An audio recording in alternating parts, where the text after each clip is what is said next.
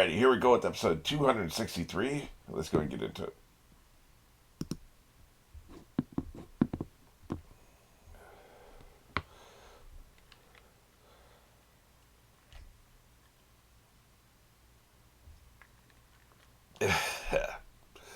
You about to die, boy.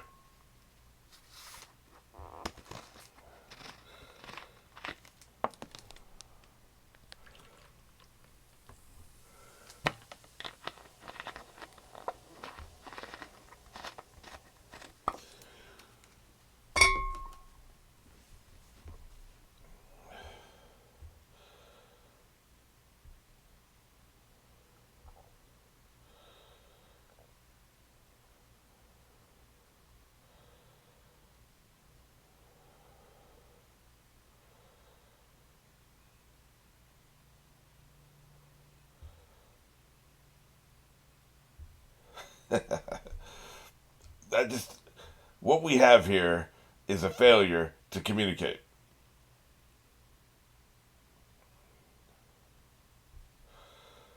Yeah, this I don't understand. I guess he can teleport. That's a little clearer in that shot. A little more clear. He can teleport. That's an incredible power. It's even more powerful than her. The ability to teleport makes you damn near unbeatable. And we're saying this is not a devil fruit power. It's just something anybody can learn. That's very scary. We'll see though. It could be like a one-time thing, or it could be severely limited. But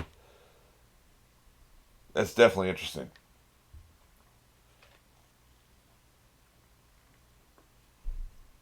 I like his energy. He's an idiot, but I like his energy.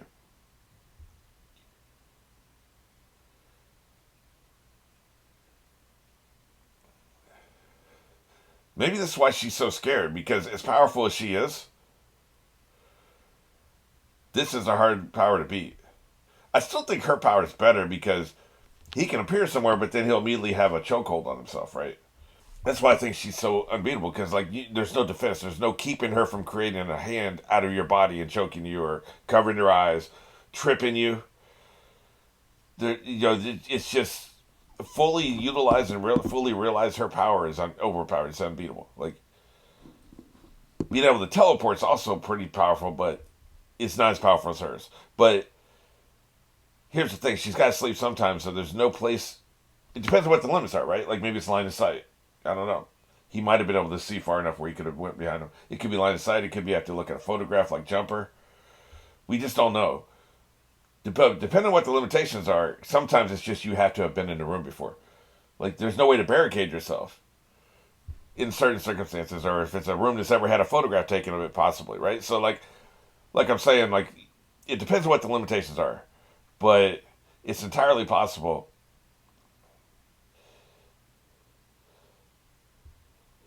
I just don't know enough yet, so I guess I'll just leave it at that for now. But there's a lot of possibilities. I guess is what I'm saying. I will say this: power scaling is such a delicate thing. You almost have to know how long you want to do something before you power scale it. Like Vampire Diaries had this problem. They would bring creatures in, and Buffy did too. Really, like they brought a creature in season 5 that was so powerful they couldn't top that. So in season 6 they had to take the power scale down, which I think worked. A lot of people didn't like it, and I understand why they didn't like it. But I think it worked, but it's debatable, right? And so that's an issue. And then they powered up too much in season 7, right? Dexter had that problem. They had a powerful enemy. The most powerful enemy was in their first season. Where do you go from there? Like, and so like everything else was like anticlimactic in a way, because you put your most powerful enemy first. Same here. Like, we're in episode 263. The ability to teleport may be the most powerful thing you can have, and we've already had somebody made out of electricity, which is also super powerful. We're reaching a point where how do you have a credible threat in episode 750 when you've already done teleportation and you've already done like electricity, right? It's hard to imagine. Even if you're made of molten lava, I don't know if that's as powerful, right? And we've already seen really big people, so you can't do that. So, we've seen mind control already. Like you almost have to meticulously plan. Okay, when am I going to introduce what powers, so that there's a scale. The scale is always going slightly up, at least slightly up. The next enemy is at least slightly more powerful than the last enemy.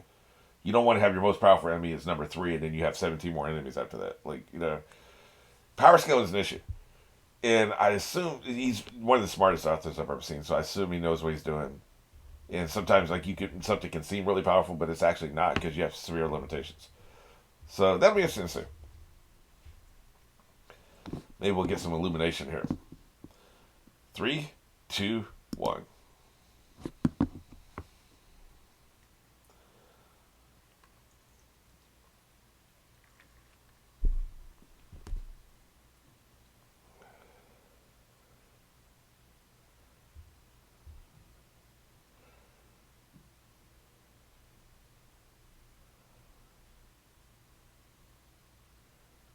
Interesting.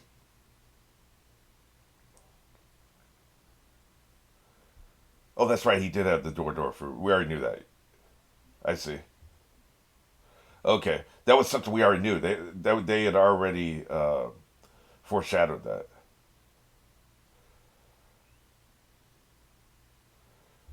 I have a lot of questions about his door power, but it's tied into what we already knew, so I like that.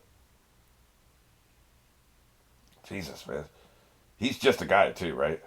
Jag, just a guy.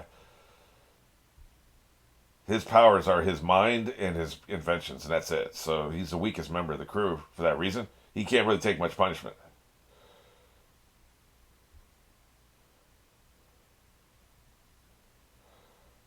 Wow, he really is an arrogant a-hole. I've talked about this extensively in my Naruto reactions, but I don't like it when opponents disrespect the abilities of the people. Like, it's just arrogant. It just really comes across as crass. You gave your word, bitch.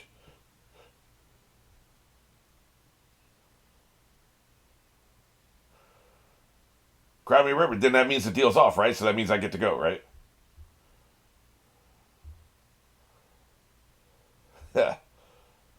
Keep your word or don't. What's it going to be? I get the contract here.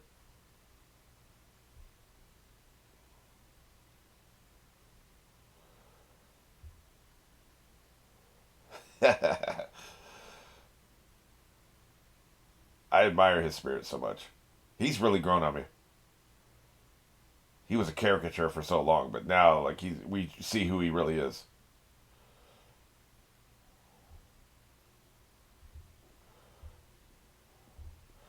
That's starting to sound culty, buddy. People are allowed to leave. And you are a pirate, and Luffy is the captain, such as he is.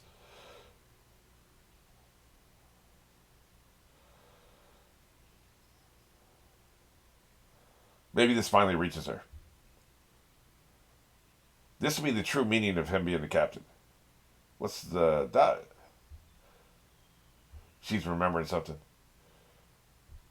She's remembering. She's seen it happen.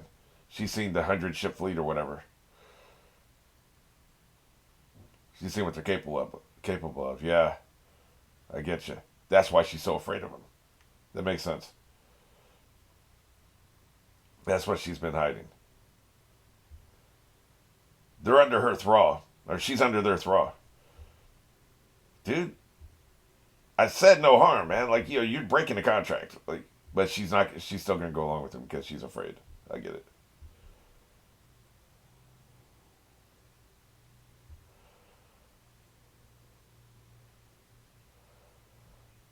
But you are breaking the agreement.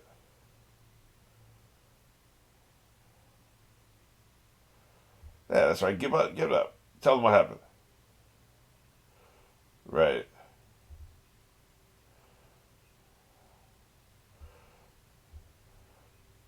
They destroyed it because they were afraid of her, and the other people were like, probably, uh, they were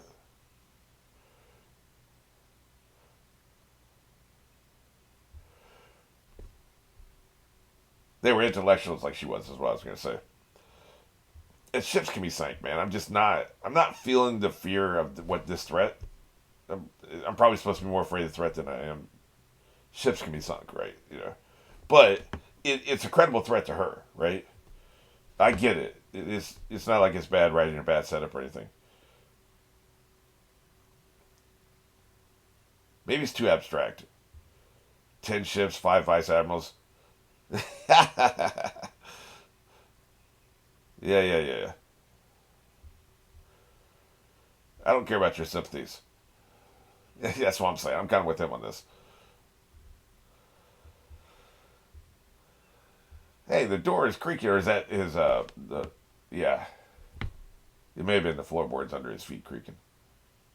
It sounded like a door creak though.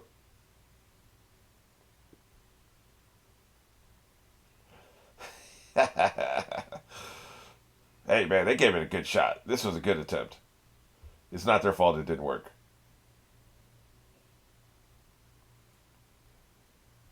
She's not going to break the agreement, man. The way they feel about her is how they felt about the entire island. That's why they destroyed the island. It's all coming together. It all makes sense. Those people are studying too much. Yeah, they're just going to let him walk past them. I guess they know she ain't going to do nothing. That's what I'm saying. Like he don't care. He's too arrogant. Yeah, he's going to cyborg up.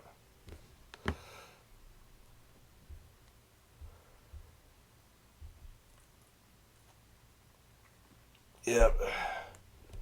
Confidence and arrogance is such a fine line between the two.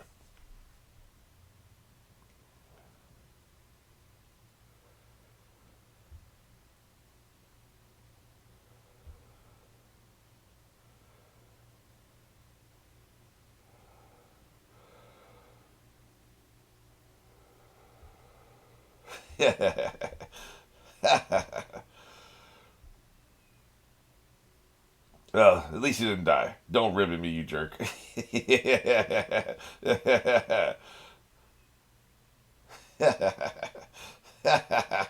So now if they're derailed, what does that mean? They're, I guess they can come at the train at an angle. Maybe they can get ahead of them. Maybe that's what it means because it keeps going faster, right? I think they're going to get ahead of the train and cut it off before it can make it to the island. And them being derailed is going to be a crucial part of that process because otherwise you'd be behind them and catch up to them. So that I think this is actually going to end up being a benefit, but that's just a theory. Wrecked.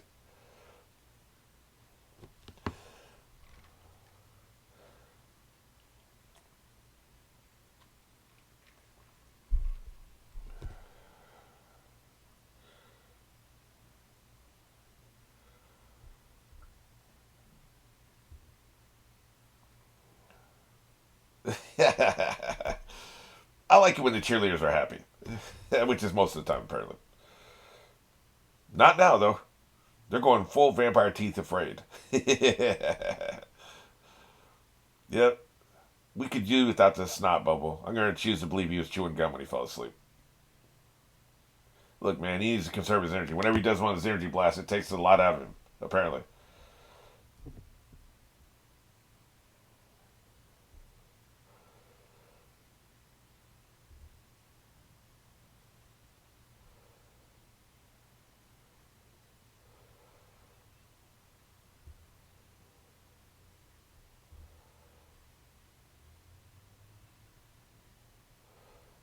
Yeah. No, we're not okay.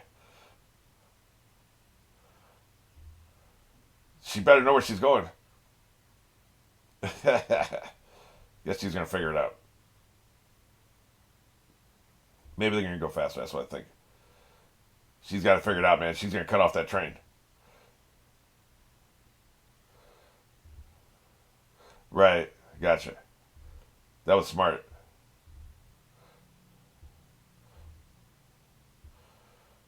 I was already going to control the train.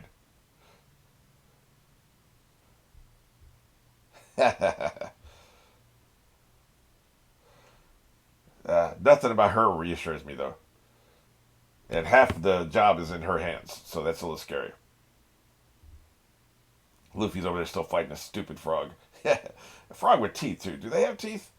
I'm not actually clear on that. I don't know much about frog biology. The hell?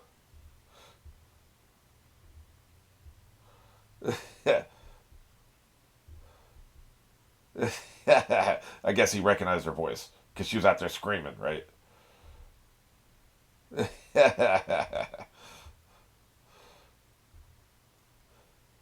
Don't act like you're not creepy too, kid. And your bunny's also creepy. That whole family's creepy except for Frankie. I think is he officially related to him? And I think they adopted him. He's not officially related to him. So genetics are not transferring there. Pretty much. That's not very good cheerleadery though. Just saying.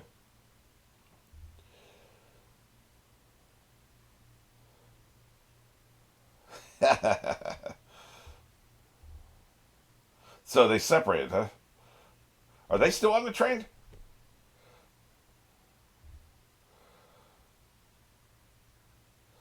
Yep. Taking on faith, I guess. Sodom and Gomorrah, huh? Oh, wait, that's the name of the bulls? Those are two good names for bulls. When you think of Sodom and Gomorrah, what do you think of besides sin? The first thing you think of is sin. The second thing you think, oh, they're going to pick up our boys. The second thing you think of is distraction. So, good names for massive bulls. Just ask questions first and shoot later. That's all.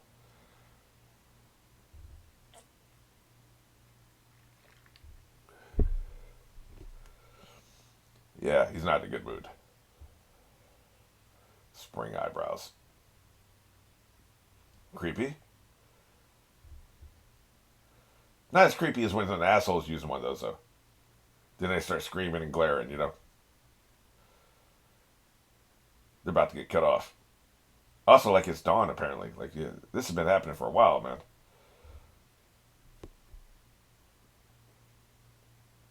Yep, look at it. Dawn is breaking. They're not going to make it to the island. I originally thought they would. Now I don't think they will.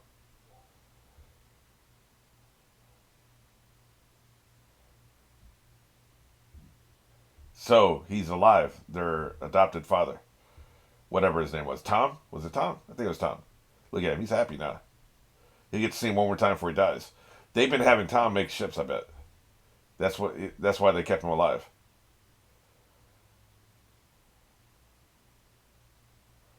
Yeah, good point. Same thing may happen to you. They'll have you building ships because they know you're a good battleship maker as well. They just because they think you're going to be executed doesn't mean that's what's going to happen. Interesting.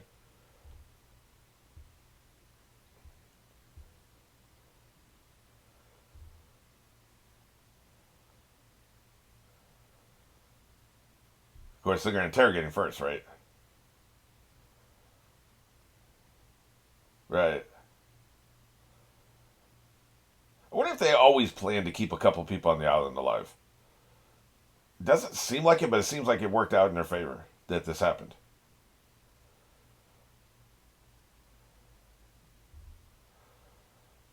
This is kind of what I was saying, by the way. Once you have a threat removed, the military needs to be doing something. So now they're going to eat each other. They're going to turn on themselves.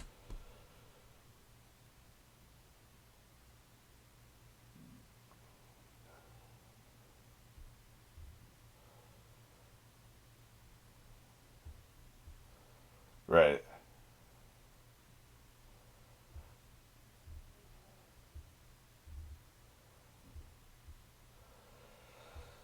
Here's the thing.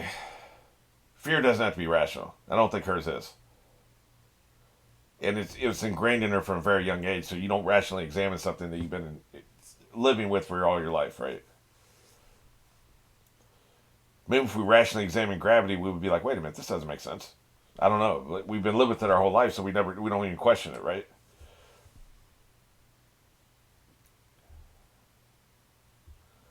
Listen to the man,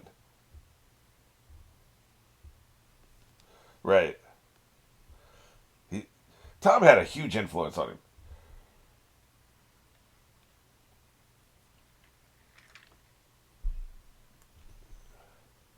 You don't seem like a religious type to me.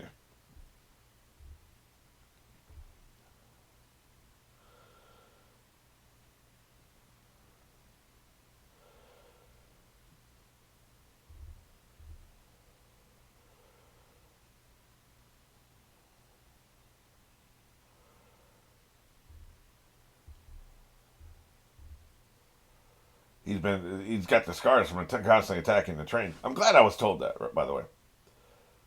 That's some important context I did not pick up on. This frog can carry a grudge, man. I'll give him that much.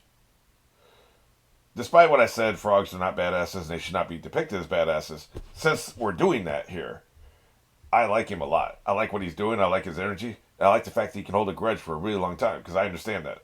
I can too.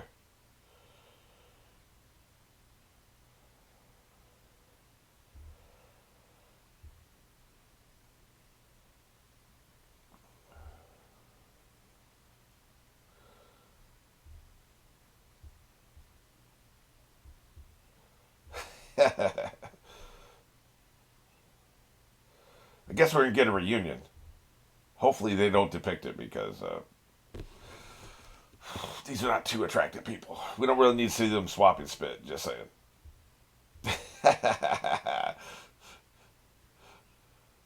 That frog has a big heart. I like it. Yep, the frogs are gonna kick ass too. Sorry I attacked you. Sorry I cussed you out. Monster Granny. Just go with Monster Granny. She don't care. She's drinking. Exactly.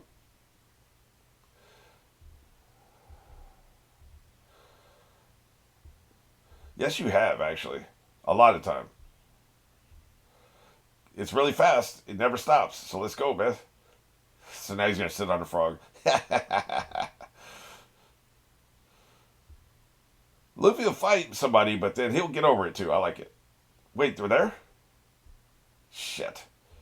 I really thought they were gonna cut him off because they were off the track, right? Well, this makes things a lot more complicated. It probably adds 20, 30 episodes to the arc. Because having to attack the fortress, that's going to be a lot, man. We've got a lot of people involved, but still. A lot of them are red shirts, the pirates. And they're big guys and everything, but we already know they're not all that. This is going to be a massive battle. Unless they come in ninja style, right? Which pirates don't really do.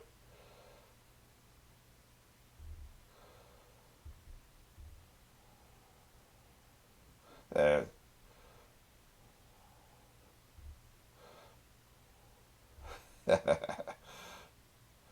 yeah, this is attacking this place is going to be a problem.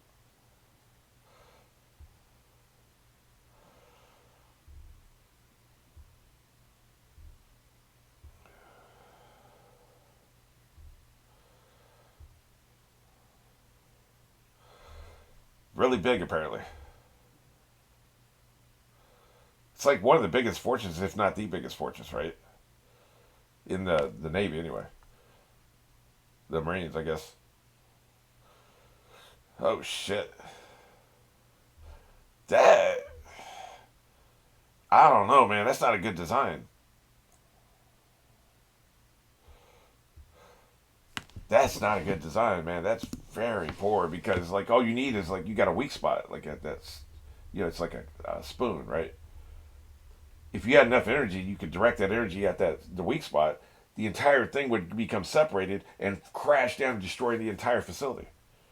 Now, scale wise, we're a little unclear. I'm sure that what I call a weak spot, maybe a mile wide. I don't know, but still, compared to the rest of it, also because the rest of it weighs so much, you're supporting so much weight, it doesn't take much. You don't have to like completely cleave through it with an energy weapon or something, or maybe even Zoro's energy blast. If he just kept hitting it like from above or something, he kept hitting the middle of it. You just need to weaken it enough where the weight counterbalances it and just takes the entire thing. Now you're talking about killing tens of thousands of people or how many people's on here. But I'm saying from a design point of view, I would not make that my fortress. But guess that's the first time I've tapped it. I studied architecture in college. I don't really tap into that too much.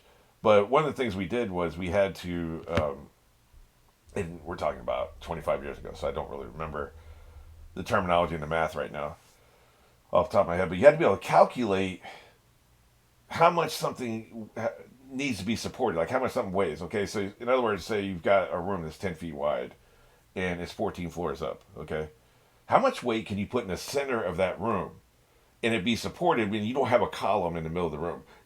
The weight's only being supported by the walls, the edges of the walls, right? So now they'll have beams that go through. You have beams that go through the floor. That's supporting weight, but the weight that the beams are supporting is only supported by the edges of the wall, right? Like the weight transfers. Like it's so the beam can hold so much weight. And so we would do these really tedious calculations, figure out, okay, how much weight can that beam actually hold right there in the center, and that's what matters. That's the maximum amount of weight allowed right there, and then everything else it decreases from there. It can support more weight from there, right? So that's the weak spot. So in this case, this is like what do they call it, a cantilever. There was terminology for this where you'd have something sticking out of a building, like a deck or like a balcony. And so the building's here, and something sticks out of the building. That weight, like when you're standing at the edge of the balcony, that's how much weight can that support? How much weight can be on that balcony at the edge of the balcony where it's maximum impact and still be supported by this wall, right? And you have like a strut or a support system or something like that coming off at a 90-degree angle or something. But there's only so much you do. You don't have a column going straight down to the ground. So it's offset weight, right? This is an extreme example of offset weight. And as soon as I saw it, like immediately I was flashed back 25 years and talking about, because you have laws about what you're allowed to design, what you're not, how much weight you're allowed to support to make things safe, because these things can fall down. You don't really see buildings fall down anymore because so much time and energy has gone into the design of these things so that they don't. So you assume this was like a natural formation, and they said, "Hey, look at this natural formation. Let's put a city here because, they can't be attacked. Like you'd have to be able to fly to attack them from all these points of view. It's almost like an island in the middle of a lake, and you have to. It's a great defensive vantage point, right? If you had an island in the middle of a lake and you had one bridge going to the mainland, and you put a castle on that island, it's almost untakeable because they'd have to get in boats. So now, not only do you have the walls supporting you, now they're in boats and they're at a weak point. They're exposed, right? So it's a situation where it looks good in theory. In fact, because you've taken a one step beyond the island in the middle of a lake, now you're in the middle of an open space. How do people attack your fortification? The problem is that weight has to be supported somehow. The island in the middle of the lake is being supported all the way down to the center of the earth. This is being supported by the bridge. So yeah, from a design point of view, that's a massive weakness, and that would have me terrified. Like I would not put a fortress in that middle there. But hey, they could have magical supports. They could have all kinds of things. So who knows? Yeah, there could be butterflies under there. Magic butterflies keeping it afloat, right? I don't know. Interesting to think about. The file had split up into two pieces, so I had to record it. Like, in other words, you record half of it and stop, so I had to record the other half, right? So the screen recording is in two parts. I just think this is a really interesting screenshot. Like that's the first frame of the second recording. Like he's getting his ass tore up by a frog. I'm getting tired of frogs being depicted in anime like they're badasses. Frogs are not badasses. They're not awesome. They're not strong. They're not fighters. Frogs are squishy little. They're not bugs, but they might as well be bugs. Squishy little drink coasters. Frogs are not tough. Why do people keep depicting them as tough? They're not. I'm just saying. I guess I'm a frogist and a toadist. This ain't the only anime that does this. So what's happening?